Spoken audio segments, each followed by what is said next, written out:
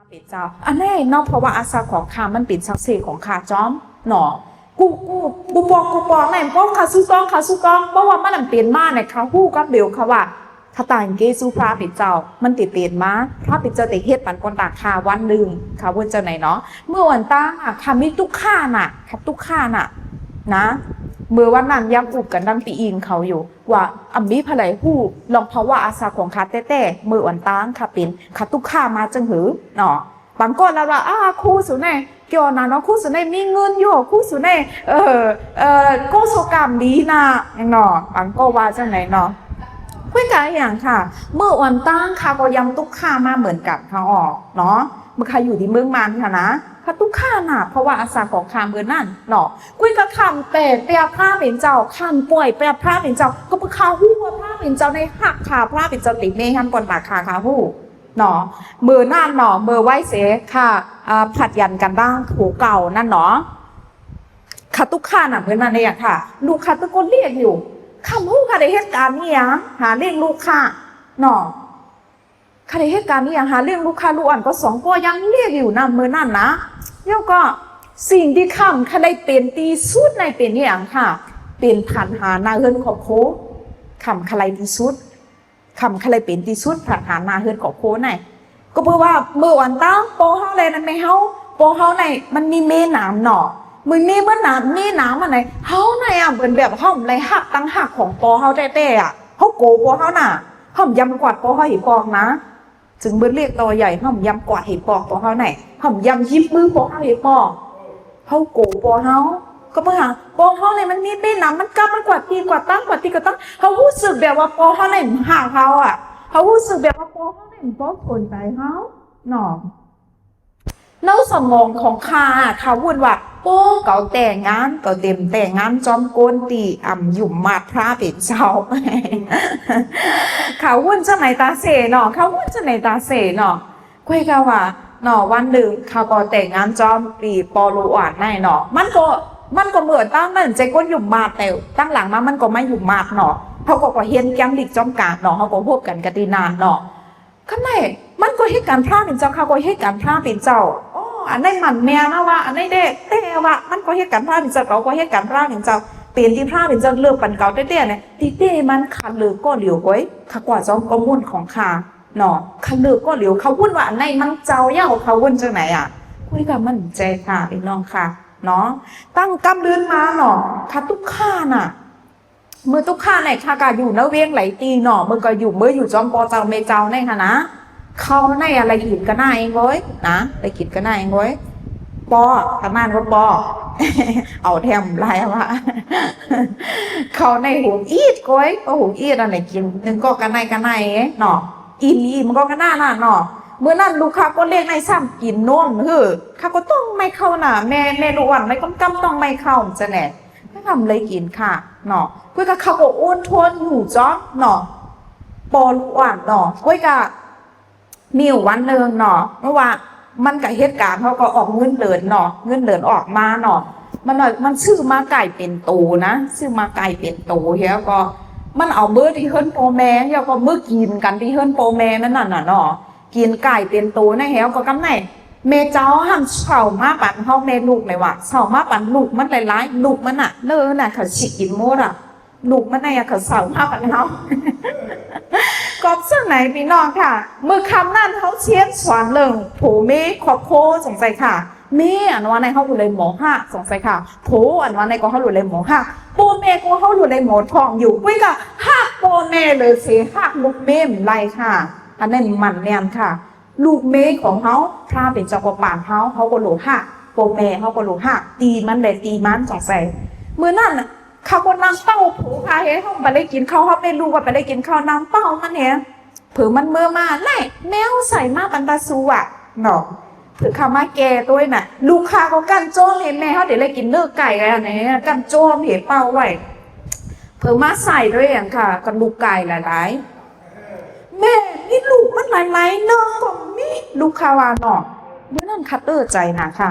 คำลาดค่ะไว้กับขาคู่กันเดี๋ยวอ้อมันเป็นหางค่ะว่าจังไหนเนาะเขาบอกว่าทวนอยู่จอบกันกว่าทางเพราะว่าพระเป็นเจ้าพอเขาแต่งงานหน่อยอย่างค่ะเหมือนเจ้าหน้าอาจารย์ก็นันรันเมื่อคำนั้น เขาเลยอยู่จ้อมการต่อโจอาสาตรงใจค่ะ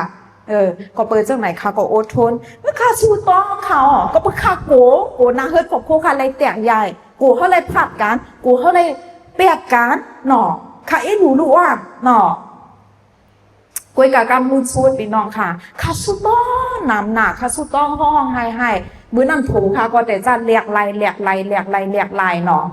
มันป้อเจ้าเขายำจอมขนาบอ่ะเนาะป้อใครมือมาเฮิร์นอ่ะป้อมือมาเฮิร์นก็มึงจำปีแรงอ่ะป้อมือเลี้ยงก็กวาดแห้งอ่ะท่าไหนเนาะตั้งหลังมันเนี่ยมันก็เรียกไล่ก็มันก็มีผู้ยิ่งต่างก็เนาะว่ายสินั่นค่ะมันก็ว่าเขาขัดกันเนาะมันก็วางค่ะเนาะเขาขัดกันอ่ะเมื่อก็ใครเอาพวกเราก็เอาง่ายๆก้อยมันแต่เนาะเขาขัดกันแล้วว่าใครเอาพวกเราก็เอามันว่าท่าไหนก้อยก็ว่าน้าหัวใจของข้าหัวใจแตกค่ะนะข้าเจี๊ยบนะข้าเจี๊ยบนะพระบิดาเจ้าครอบครัวในขาดเลือกอะก็ข้าคนใครเป็นแตกกันในครอบครัวแตกกันในลูกก็มีจบกันน่ะเนาะเป็นสามพระบิดาเจ้าให้ข้าเลยทั่วลงได้คำปองใจเนื้อพระบิดาเจ้าเนาะกุ้ยก็เข้าหัวใจแตกกุ้ยก็มือหน้าน่ะมือเขาเปียดกับมือมันว่ามันเปียดเท่าไหนมันจะเอามือมานั่นมือคาเตเอาลูกคาเตมือมานั่นค่ะนะมีปีน้องก็หนึ่งเป็นก้นกะเหรี่ยนน้องมอติตึงรัดเนี่ยเพราะมอตึงรัดก็ติจอยแถมรัดเนาะนี่ว่ะ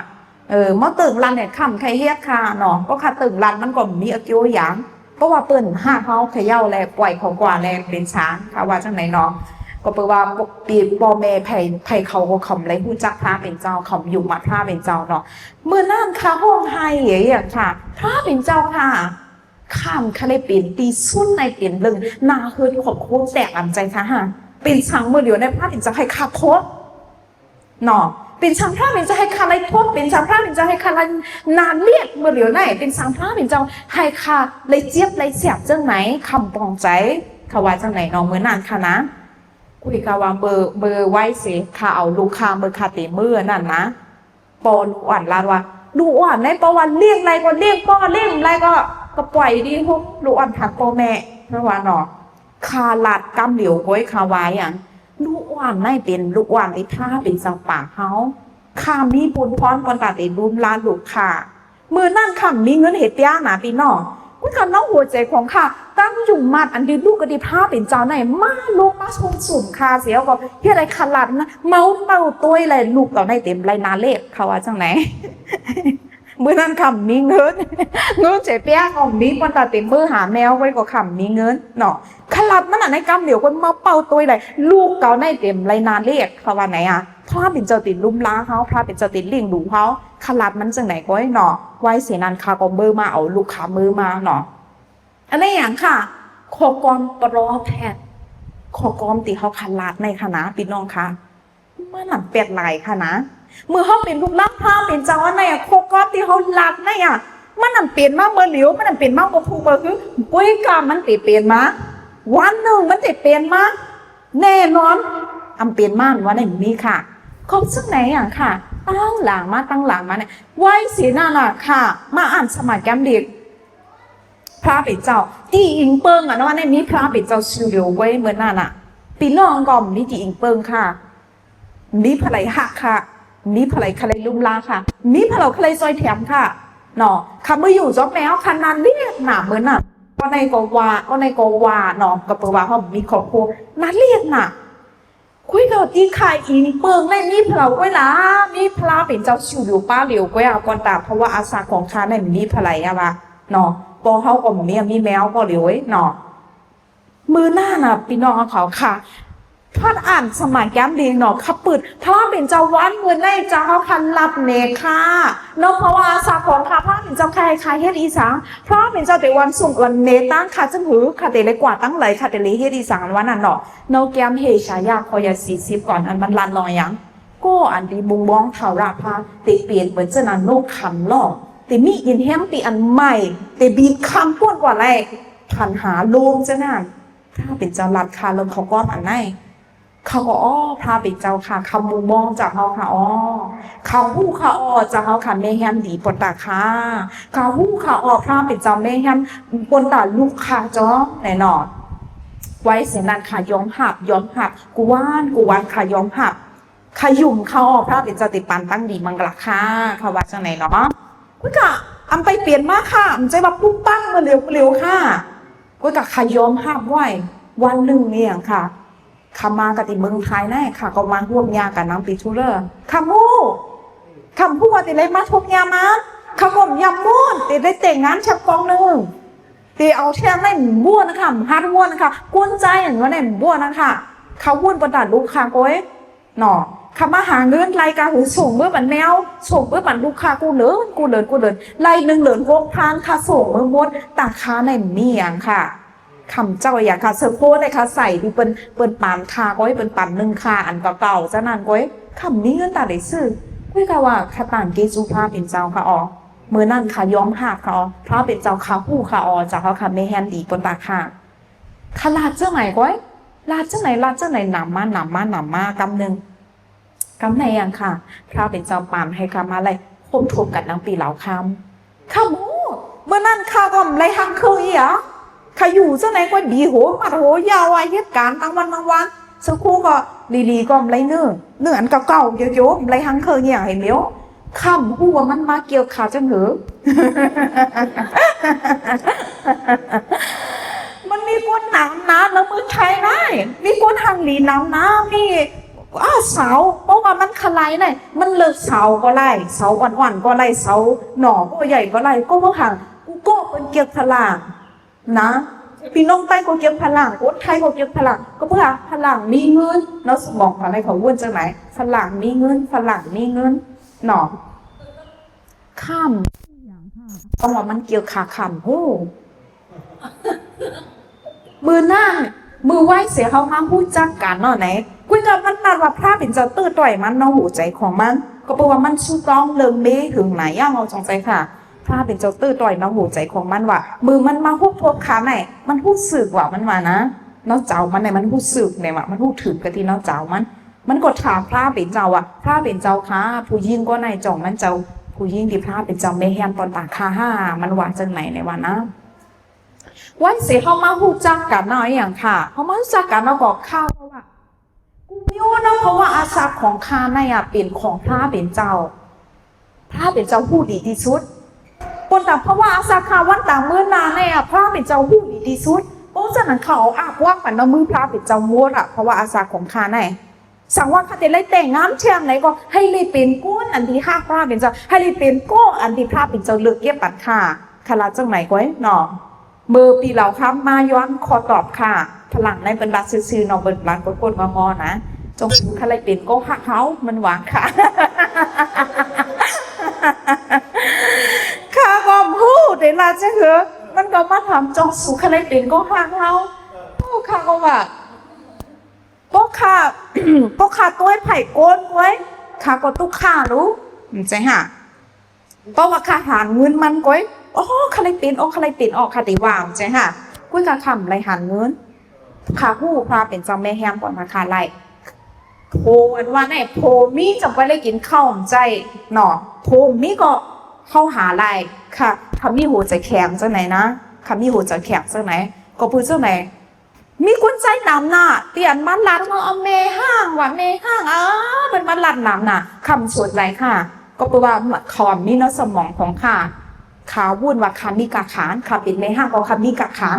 ปังก็ในน้องปีน้องไปปีน้องลอยเขาก็เป็นไม่ห้างอะไรอันป้อมีกาขานเนาะไหนเป็นวุ่นจังไหนจะแหน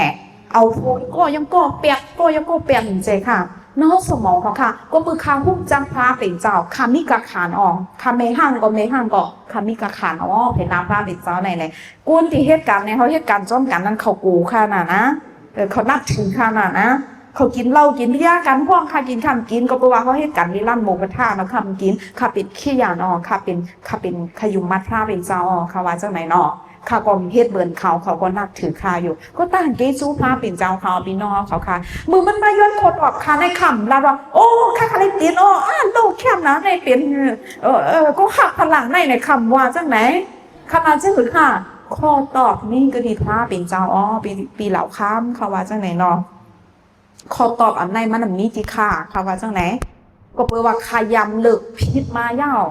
ขับพิษเปิงมาเย่าเขาวุ่นว่ามันเจ้าเย่าไปกับมันหนำเจ้าเขาว่าไหนเนาะมันเฮ็ดให้คาเลยเจ็บเลยแสบมา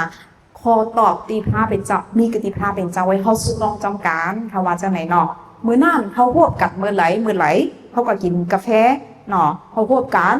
ดีร้านกาแฟเขาสุดลองจำการเขาพวกกันตีโบสถ์เขาสุดลองจำการเขาให้พระเป็นเจ้าจี้เนเสียตังเขาสักว่าเป็นตีครอบครัวคนตาตีเลยแต่งงานจำกันแต่เป็นผู้ใจที่พระเป็นเจ้าไม่แห้งคนตาค่าเลยสักว่าค่าเป็นไม่ยิ่งตีพระเป็นเจ้าไม่แห้งคนตามันให้เปลี่ยนจำหนังอารมณ์ของพระเป็นเจ้าเสียการเนี่ยเขาขาดสุต้องจำกันเนาะสุต้องจำกันเขารู้จักกันประมาณ6 เดือนเขาเนาะเขาเป็นเขารู้จักกันมาประมาณ6 เดือนไว้เสียนั่นจองไว้เขาค่ะแต่งงานก็แปลว่าเขาค่ะอะไรผู้พระเป็นเจ้ารับเนี่ยค่ะมือนั่นพระเป็นเจ้ารับเนี่ยค่ะตั้งคอก้อมนอกแก้มเฮชายาเหมือนกันลืมแบบอันเก่าๆลองวันหลังในเลยว่าเป้าหับเอาอันใหม่ๆดิพระเป็นเจ้าเมแฮมปัดปนมาสู่น้ำในว่าพระเป็นเจ้าลาลังคาจังไหน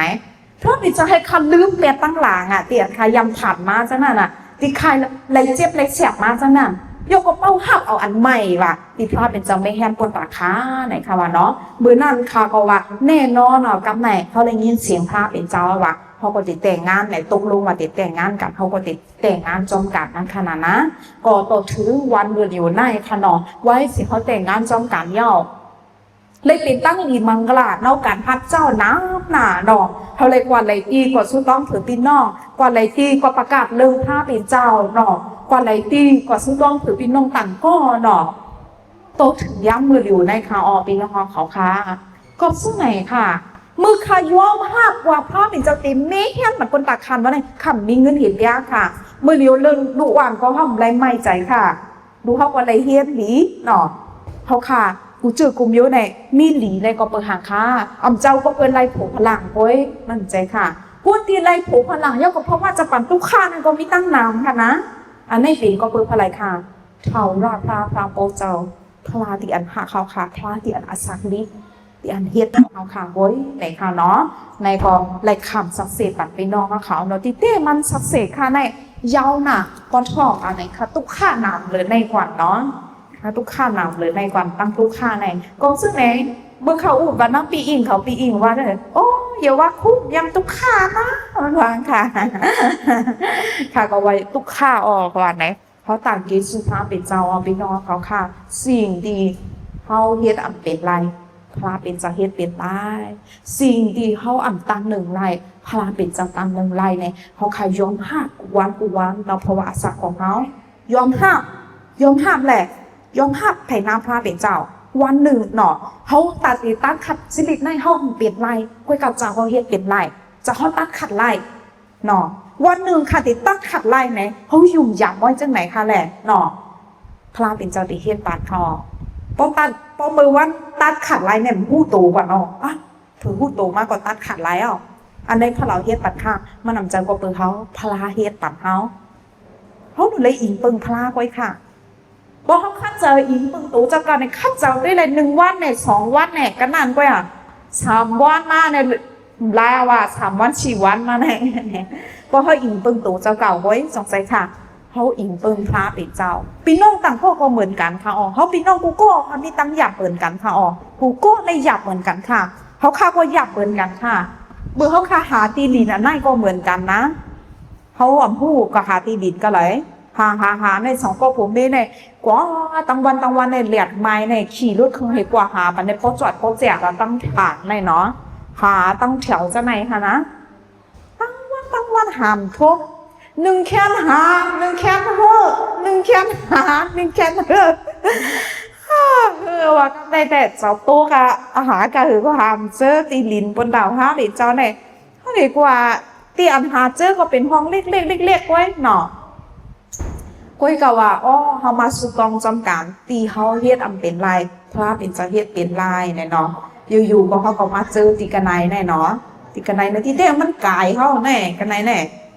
มีพลังแนะนำปันเท่านะเขาก็มาหาเจอกันไหนอันนี้หาเจอก็เพิ่มมาตัวเองใจค่ะหาเจอกันดีเนาะออนไลน์ค่ะหาเจอกันดีเนาะโทรศัพท์ไว้อย่างไรนะตีหลีนั่นไหนค่ะนะ